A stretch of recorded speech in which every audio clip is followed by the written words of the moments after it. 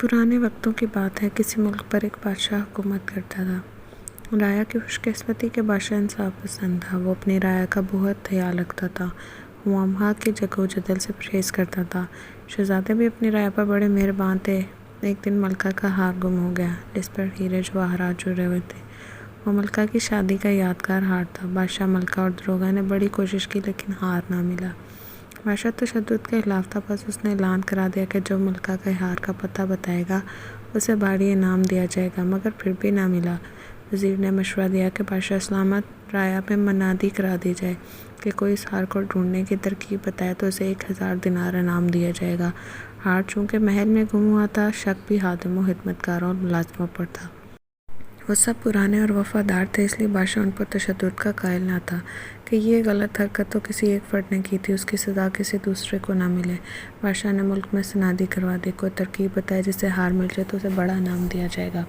بہت سے لوگوں نے تجاویز لے کر آئے، کوششیں بھی کی، مگر ہار نہ ملا۔ ایک دن بادشاہ دربار لگائے بیٹھا تھا کہ ایک لڑکا بیمہ اپنے گدھے کے ساتھ حاضر ہوا اور عرض کیا کہ وہ ہار ڈھونڈ کر دے گا۔ بادشاہ اور دربار حیران رہ گئے کہ کہاں یہ لڑکا اور کہاں وہ بوڑھے عقل مند افراد جن کی تجاویز سے بھی ہار نہ ملا، یہ کیسے ہار ڈھونڈ کر دے گا؟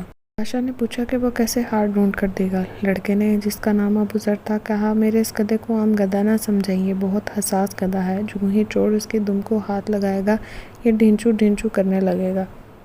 بادشاہ نے کہا، اگر ایسا ہوا تو اسے نام و کرام سے نوازا جائے گا۔ محل میں اس گدھے کے بارے میں چمگوئیاں شروع ہو گئیں۔ ابو ذر نے 2 خیمے نصب کرائے، ایک خیمے میں گدھا باندھ دیا گیا اور دوسرے خیمے میں وہ خود اور بادشاہ کے ساتھ بیٹھ گیا۔ سب ملازمین، خادموں اور نوکروں کو یکے بعد دیگرے اس خیمے میں فرداً فرداً گدھے کی دم کو ہاتھ لگانے کا حکم دیا گیا۔ ملازم خیمے میں جاتے، پہلے خیمے میں جاتے، پھر دوسرے خیمے میں جاتے، جہاں ابو ذر ان کے ہاتھ پر بوسہ دیتا اور وہ خیمے سے نکل جاتے۔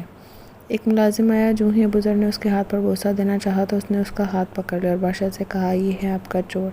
بادشاہ نے اس کی طرف دیکھا تو وہ بادشاہ کے قدموں میں گر پڑا۔ بادشاہ سلامت، مجھے معاف کر دیں، ہار میرے پاس ہے، میں لالچ میں آ گیا تھا، مجھے معاف کر دیں، ابھی لا کر دیتا ہوں۔ بادشاہ حیران تھا کہ اتنی آسانی سے اسے ہار ملنے کی توقع نہ تھی۔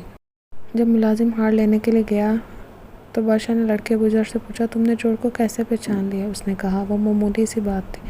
معمولی سی بات کون سی تھی؟ بادشاہ نے کہا، بادشاہ سلامت، گدھے میں کوئی کوالٹی نہیں، گدھا تو گدھا ہے۔ میں نے اس کی دم پر تیز خوشبو لگائی تھی، چونکہ باقی ملازم خدمتگار چور نہ تھے، انہوں نے اس کی دم کو بلا جھجک ہاتھ لگایا۔ میں بوسہ لینے کے ساتھ ان کے ہاتھوں کی خوشبو سونگھتا تھا، چونکہ یہ چور تھا، اس نے گدھے کی دم کو اس ڈر سے ہاتھ نہ لگایا تھا کہ کہیں گدھا بول نہ پڑے اور وہ پکڑا نہ جائے۔ اس کے ہاتھ پر خوشبو نہ تھی، بس اتنی سی ہی بات تھی۔